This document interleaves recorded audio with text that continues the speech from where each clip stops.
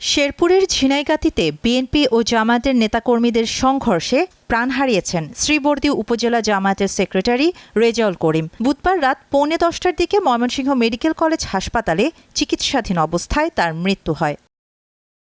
ঘটনাটি ঘটে বুধবার বিকেলে ঝিনাইগাতী উপজেলা পরিষদ মাঠে। উপজেলা প্রশাসনের উদ্যোগে সেখানে আসন্ন জাতীয় সংসদ নির্বাচন উপলক্ষে প্রার্থীদের নির্বাচনী ইশতেহার পাঠের আয়োজন করা হয়েছিল।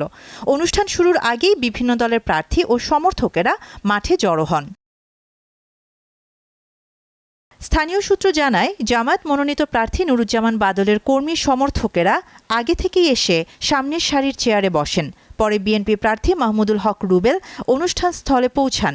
এই সময় উপজেলা নির্বাহী কর্মকর্তা ও সহকারী রিটার্নিং কর্মকর্তা আশরাফুল আলম রাসেল সহ প্রার্থীরা মঞ্চে বসলে সামনের সারিতে বসা নিয়ে উভয় পক্ষের সমর্থকদের মধ্যে উত্তেজনা তৈরি হয়। এই তর্ক বিতর্ক দ্রুতই হট্টগোলে রূপ নেয় এবং এক পর্যায়ে দুই পক্ষ সংঘর্ষে জড়িয়ে পড়ে।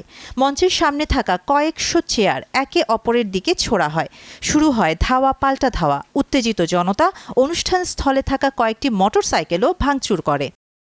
সংঘর্ষে অন্তত 15 জন আহত হন বলে দাবি জামায়াত প্রার্থীর। আহতদের ঝিনাইগাতী উপজেলা স্বাস্থ্য কমপ্লেক্স ও জেলা সদর হাসপাতালে নেওয়া হয়। গুরুতর আহত রেজাউল করিমকে পরে ময়মনসিংহ মেডিকেলে পাঠানো হলে সেখানে চিকিৎসাধীন অবস্থায় তার মৃত্যু হয়।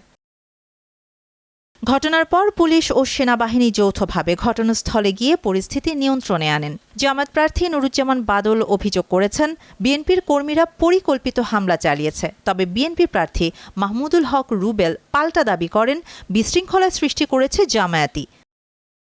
শেরপুরের অতিরিক্ত পুলিশ সুপার মোহাম্মদ মিজানুর রহমান ভুয়া জানিয়েছেন, পরিস্থিতি এখন নিয়ন্ত্রণে রয়েছে। ঘটনায় জড়িতদের বিষয়ে আইনগত ব্যবস্থা নেওয়ার প্রক্রিয়া চলছে।